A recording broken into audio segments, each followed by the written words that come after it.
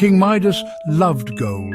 He loved the glitter, the weight, the feel of it. He loved it more than anything else in the world. Midas was a king, you see, and he had palaces full of gold. Chests overflowed with it. His throne was made of it, but it was never enough. Every day Midas would count his coins, his heart aching for just a little bit more. He wished everything he touched would turn to gold. If only, he sighed, if only.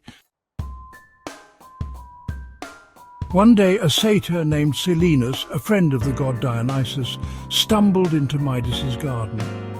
Silenus was known for his wisdom and love of wine.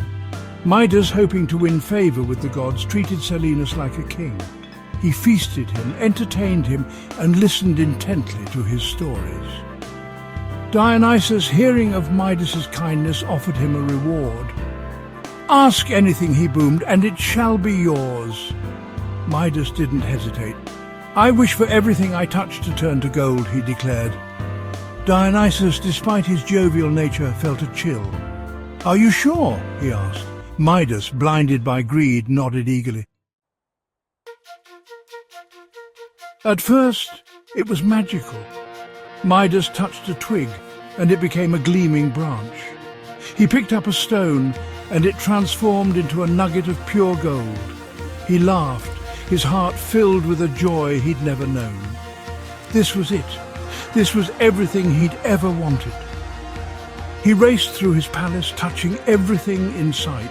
Tables, chairs, tapestries, all turned to solid gold. He laughed and laughed until his chest ached, but soon a dreadful feeling began to creep into his heart. He sat down at his golden table, his stomach rumbling. He reached for a grape, but it turned to gold in his hand. He picked up a goblet of wine, but the moment it touched his lips, it too hardened into an unusable golden sculpture.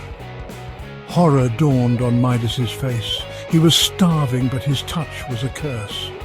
Then the worst happened. His beloved daughter ran to him, her arms outstretched. "Father!" she cried. Midas, forgetting his curse, swept her up in his arms. In that instant, his heart shattered. His little girl, his precious daughter, was now a lifeless golden statue.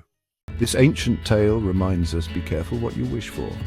True wealth isn't measured in gold, but in love, joy, and the bonds we share. Choose wisely, for even the greatest fortune can become the deepest curse if wisdom is forgotten.